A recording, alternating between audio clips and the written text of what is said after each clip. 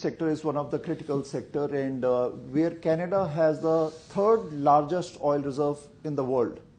Why some of our provinces, British Columbia or Quebec, they get oil from overseas? What solution you have on that? And also in one of your statement, very intense statement, you made that Prime Minister Justin Trudeau is not a liberal, he's illiberal. Yes. So if you can explain meaning of illiberal. Thank you. So first question, we have the third biggest supply of oil on planet Earth, and yet we're importing 130,000 barrels a day. That's because Trudeau blocked the Energy East pipeline that would have brought Western oil to Eastern refineries. So our refineries in the East are bringing in foreign oil at a higher price and with greater pollution instead of using our oil and keeping the money in Canada. As a result, we have to sell 99% of our oil exports to the United States, who pay us a discount. They then upmark the price and make a huge profit. We get underpaid, they get the profit, and we get the loss.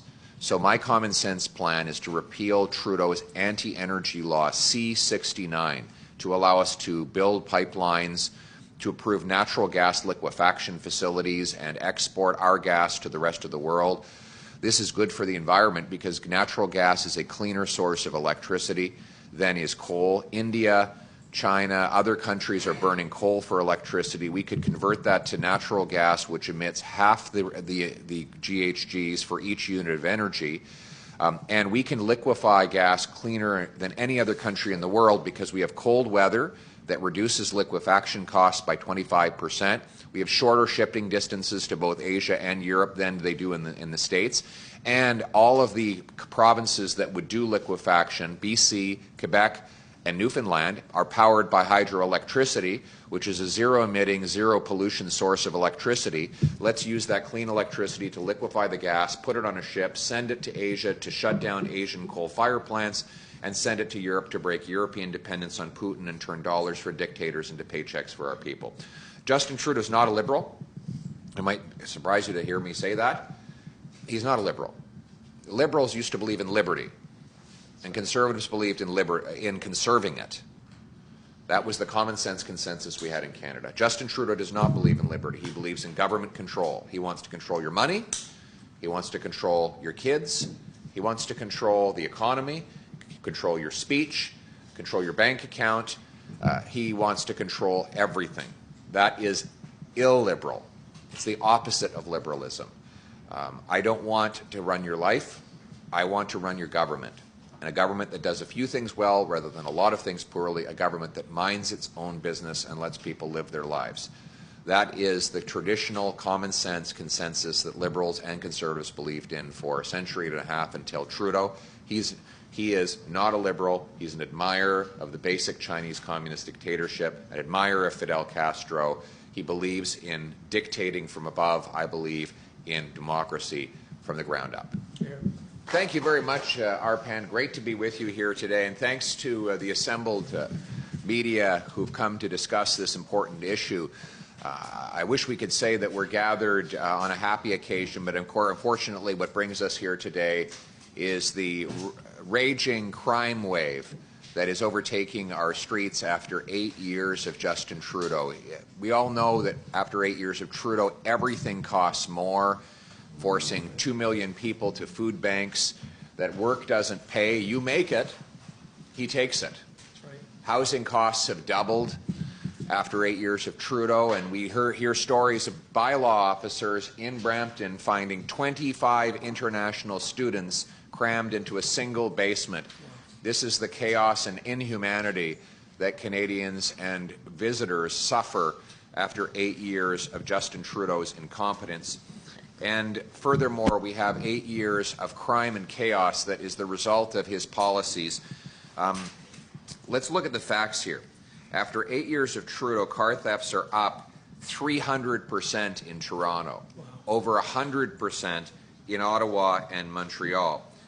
Yeah, since taking government, the Trudeau government has presided over a 34% nationwide increase in car thefts. In New Brunswick, thefts are up 120%, Ontario and Quebec 122 and 59% respectively. This explosion of car theft is also making life unaffordable for people who follow the law. In 2022, for the first time ever, car theft cost the insurance industry $1 billion, meaning that everyone has to pay more each month. In Ontario, car theft claims were up 329% in the first half of 2023, adding up to more than 700 million losses alone. That's just in Ontario, 700 million losses. That works out to $130 per year per person in higher insurance premiums as a direct result of car theft. This is happening because Trudeau's dangerous catch and release policies in C-75 allow the career car thieves who are newly arrested to be released within hours in order to steal more cars. Police are powerless to stop the career car thefts because even after they are convicted, Trudeau's C5, Bill C5, allows them to do their sentence in the comfort of their living room in something called house arrest. So they can watch Netflix all day, and then whenever they run out of money, they open the front door, they walk out into the street, and they steal another car. Finally, the federal RCMP, which is supposed to be responsible for organized crime, is in a state of ruin after Trudeau's corruption and incompetence has prevented it from doing its job. Our ports are parking lots. Our federal ports are now parking lots for stolen cars. Cars are stolen in the middle of the night, and by the time the owner wakes up to notice that the car is no longer in his driveway, that car can be on a ship out in the middle of the Atlantic Ocean, headed to the Middle East, Africa, or Europe, where it is resold to profit gangsters and terrorists. That is the chaos Trudeau has given us. But I've got a common sense solution. My common sense plan will bring jail and not bail for repeat car thieves. It will end house arrest, and it will crack down on corruption in the ports. Here's my common sense plan. We will increase the mandatory prison time for car theft from 6 months to 3 years for a third offense. 2, we will remove eligibility for house arrest if convicted of motor vehicle theft by way of indictment. 3, a common sense conservative government will create a new specific aggravating factor where the offense of motor vehicle theft is committed for the benefit of organized crime. And 4, we will repeal catch and release laws in Justin Trudeau's C-75 to ensure that repeat offenders get jail, not bail, jail, not bail.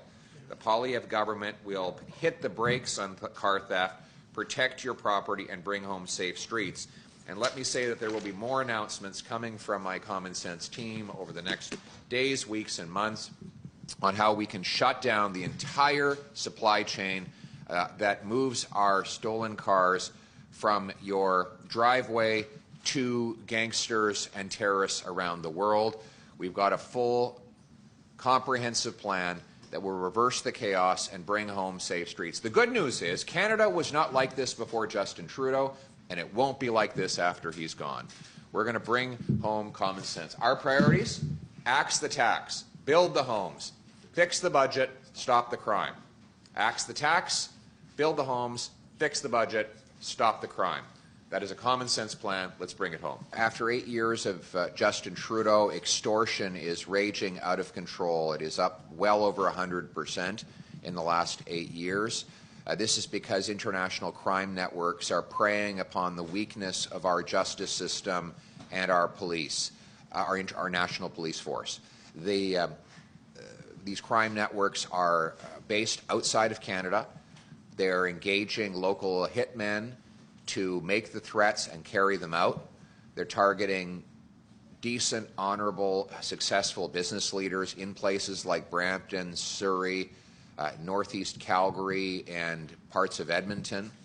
What we need is a common sense plan to jail the extortionists and the thugs that they employ, to break up the international crime networks who are profiting off of the extortion rings, to restore our national police force, the RCMP, as a real law enforcement body that protects people against these organized crime operations, That is what I will do, and we will be, over the next days, weeks, and months, you will see announcements from my common sense team to stop extortion and stop the crime. Yes, I do think the Liberals are trying to scapegoat international students for the Trudeau housing crisis.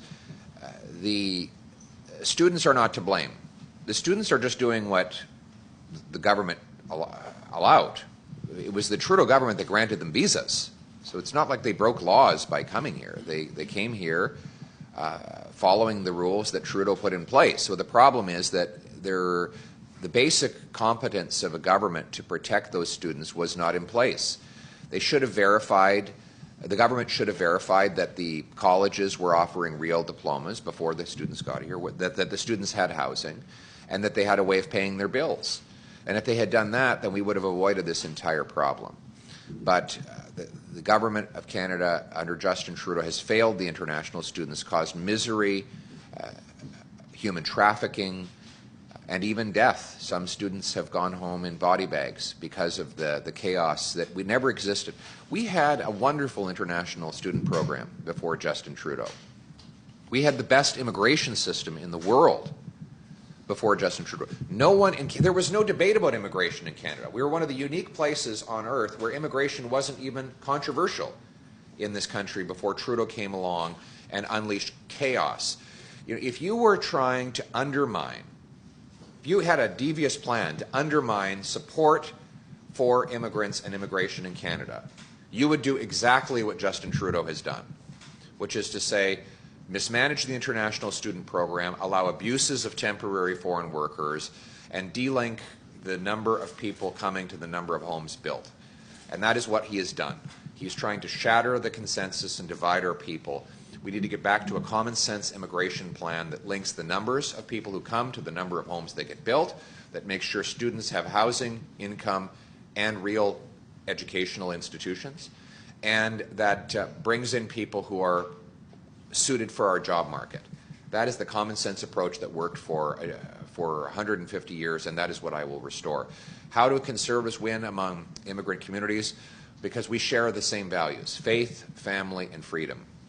The common sense values I spoke of today are the values of immigrants who come here. They want to raise their families in peace. They want to pass down their values to their kids.